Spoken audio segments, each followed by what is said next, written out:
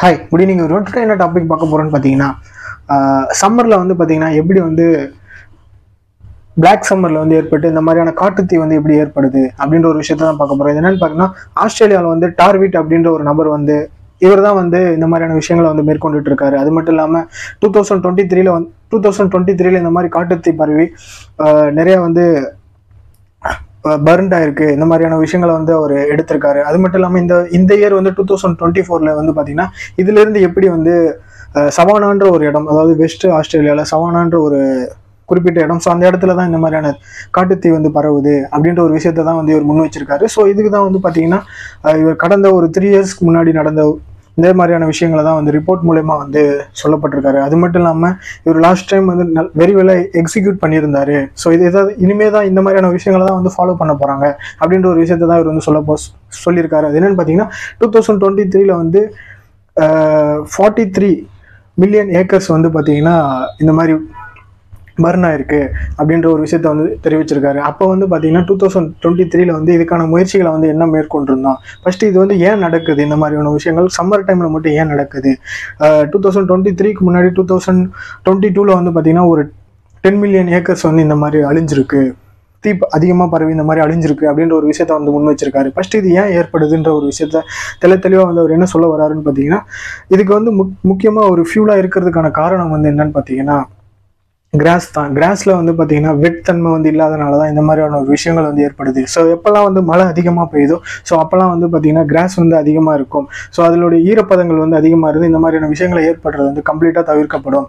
இந்த மாதிரி தீலாம் வந்து ஏற்படாது, காட்டுத்தீ வந்து ஃபுல்லாக பரவாது அப்படின்ற ஒரு விஷயத்த வந்து சொல்லியிருக்காரு. ஸோ அது மட்டும் இல்லாமல் இதுதான் வந்து இந்த கிராஸ் தான் வந்து இது ஏற்படுறதுக்கும் முக்கிய காரணமாக இருக்குது, இது அழியறதுக்குமே வந்து முக்கிய காரணமாக இருக்குது. ஸோ இனிமேல் இது நடக்காதவர் ஏற்படுறதுக்கும் இது வந்து ஒரு முக்கிய காரணமாக இருக்குது அப்படின்னு வந்து சொல்லப்படுது. ஏன்னா அதிலிருந்து தான் வந்து ஹீட் வந்து அதிகமாகி கிராஸ்லேருந்து தான் ஹீட் அதிகமாகி இந்த மாதிரியான காட்டுத்தீ வந்து அதிகமாக பரவுது அப்படின்ற ஒரு விஷயத்த வந்து முன் வச்சிருக்காரு. ஸோ 54 மில்லியன் வந்து ஏக்கர் வந்து அழிஞ்சதுக்கான காரணம் வந்து இப்படி தான் அழிஞ்சிருக்கு. அது இல்லாமல் சம்மர் டைமில் தான் இந்த மாதிரியான ஒரு விஷயங்கள் வந்து அதிகமாக நடந்துட்டுருக்கு. சவானா வெஸ்ட் ஆஸ்திரேலியன் இந்த மாதிரியான இடத்துல தான் வந்து இது அதிகமாக நடக்குது. ஸோ வேர்ல்டுலேயே வந்து இங்கே தான் இந்த மாதிரி அதிகமான விஷயங்கள் வந்து நடக்குது அப்படின்னு வந்து சொல்லப்பட்டிருக்காரு. ஸோ அந்த டைமில் வந்து என்னென்ன விஷயங்கள் மேற்கொண்டிருந்தாங்க, ஸோ எத்தனை நபர் வந்து பார்த்திங்கன்னா இதில் ஈடுபட்டிருந்தாங்க, ஸோ அதுக்கு என்னென்ன விஷயங்கள் வந்து மேற்கொண்டிருந்தாங்க அப்படின்ற ஒரு இதை தான் வந்து இவர் எக்ஸிக்யூட் பண்ணியிருக்காரு. ஸோ இனிமே வரக்கூடிய காலகட்டத்திலுமே வந்து இந்த மாதிரியான விஷயங்களை தான் மேற்கொள்ளணும் அப்படின்னு சொல்லிட்டு அறிவுரைப்படுத்தப்பட்டிருக்கு.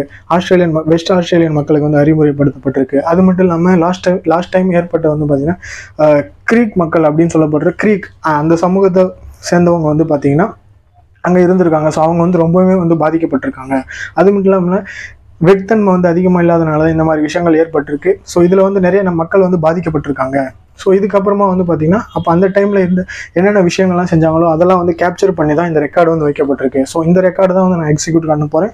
ஸோ இனிமேலும் வர 2024 இனிமேல் வரக்கூடிய இந்த கோடை வெப்பத்தை வந்து எப்படி இது பண்ணுறது, அது மட்டும் இல்லாமல் இந்த விஷயத்தை வந்து எப்படி இனிமேல் வந்து பாதுகாக்கிறது அப்படின்றத வந்து நான் எக்ஸிக்யூட் பண்ண போகிறேன் அப்படின்னு சொல்லிட்டு அதில் இருக்கக்கூடிய இதுக்கு முன்னாடி மேற்கொண்ட நடவடிக்கைகள் எல்லாமே வந்து அந்த ஃபோட்டோஸ் மூலமாக வந்து காமிச்சு அங்கே இருக்கிற மக்களை வந்து அவேர் பண்ணி வச்சிருக்காரு அப்படின்ற ஒரு விஷயத்த வந்து தெரிய வருது. அது மட்டும் இல்லாமல் இதுக்கு ஒரு டைமும் வந்து பார்த்தீங்கன்னா மிகப்பெரிய சேதம் ஏற்படுது.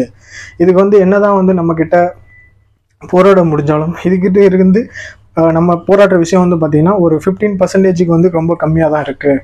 பட் அந்த அளவுக்கு வந்து இது கட்டுப்படுத்த முடியாத அளவுக்கு ஒரு மிகப்பெரிய இன்சிடெண்ட்டாக ஒரு விஷயம் ஒரு வருஷமும் இது வந்து நடந்துட்டு இருக்கு. பட் இந்த தடவை வந்து பார்த்தீங்கன்னா இதில் இருக்கிறது வந்து பார்த்தீங்கன்னா யாருமே வந்து இனிமேல் வந்து அதிகமாக பாதிக்காத அளவுக்கு இனிமேல் விஷயங்கள் வந்து மேற்கொள்ள போகிறோம் அப்படின்ற ஒரு விஷயத்த வந்து டவாரி அப்படின்றவர் தான் வந்து எக்ஸிக்யூட் பண்ணியிருக்காரு. அது மட்டும் இல்லாமல் வேர்ல்டுலேயே வந்து இங்கே தான் வந்து அதிகமான காட்டுத்தீ வந்து அதிகமாக பரவுது, அது இல்லாமல் கோடை காலத்தில் வந்து நிறைய பரவிட்டு இருக்கு அப்படின்ற ஒரு விஷயத்த வந்து அவர் சொல்கிறாரு. ஸோ இது மட்டும் இல்லாமல் இவர் எக்ஸிக்யூட் பண்ணப்பட்ட ப்ரோக்ராம் வந்து இதுக்கு முன்னாடி சொன்னதுக்காக, அதாவது இனிமேல் வர்றதுக்கு முன்னாடி சொல்லப்பட்டிருந்தா, இதுக்கு முன்னாடி நடந்த விஷயம் வந்து சொல்லப்பட்டிருந்தா இந்த மாதிரி நாங்கள் அவேராக இருந்திருப்போம். பட் இது வரைக்கும் யாருமே சொன்னதில்லை.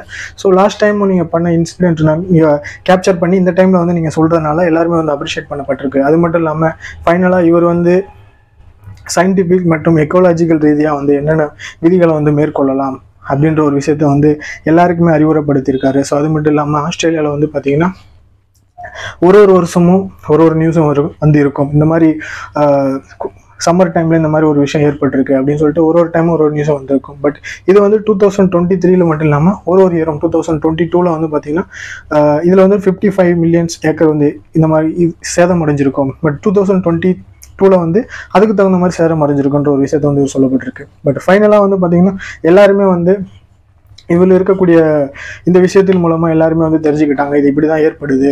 பட் இதுக்கு முக்கிய காரணம் வந்து கிராஸ் தான். கிராஸ் இல்லைன்னா வந்து இதுதான் வந்து ஒரு முக்கிய எரிபொருளாக இருக்குது இந்த மாதிரி ஒரு விஷயத்தை பரவுறதுக்கு.